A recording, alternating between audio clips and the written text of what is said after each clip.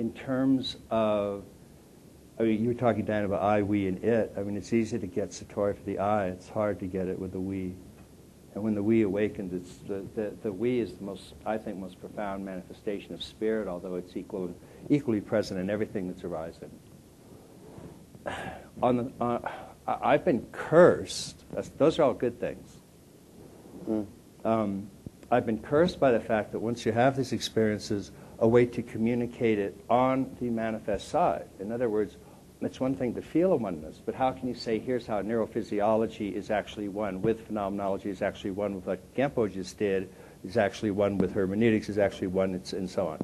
And so I was driven, and I think driven is just the only way to put it, really since about age 17 or 18, to try to not just feel a holism, but demonstrate it. And you have to do that usually in sort of written forms.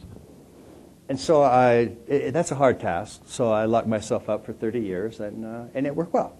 So we're done, and we're here celebrating. And then they let me out of the room, and I get to eat a little cake and go swimming and stuff like that. So that's been fun. That's worked really well. So I would say it's those combinations of a spiritual practice that breaks you open into this ever-present state. I wish I had known Genpo. I wish I had known any of these teachers 20, 30 years ago. But that's been very powerful, the personal relationship with many people, but in particular with Treya. And then this intense sort of coming from overmind down into all the books that I write come fully formed. I just see them, and they just seep down. And then I have really about a several-week period of just intense writing, extremely unpleasant. And it must be very much like giving birth, like a woman giving birth, because it's a very, very intense labor. But they always come pretty much fully formed. And then getting them down, the best part of that is because it is just a framework. It doesn't necessarily have content. And so it can allow all of us to come together, for example, and be exactly what we are. The framework doesn't say Genpo has to change what he's doing or Kabbalah has to change what it's doing or anything like that at all. It just says, look, here's a way that they can all fit together. And the thing that I tend to appreciate out of this is the extraordinary compassion for diversity that comes if you have an absolute understanding of unity.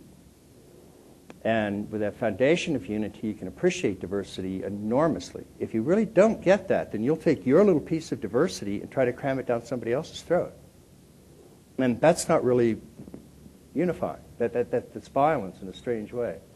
And Genpo gave a good little example about how to get some perspectives together. And he was working with things that can be in your awareness right now, in a sense. We add 8 other perspectives and bring those together. Genpo wouldn't say, let me talk to the mind who can do cognitive science and write the Schrödinger wave equation on the board. Of course, you have to go and do that. God knows why you'd want to. But anybody that wants to, please leave now, because no cake for you. We're having fun there. But if you do add up all these different perspectives, I'm sometimes accused of sort of forcing things into a frame. It's just the opposite. It makes room for these things in the cosmos just as they are. We don't change anything about what any of these disciplines are doing. We just say, oh, notice, here's how they fit with what these are doing.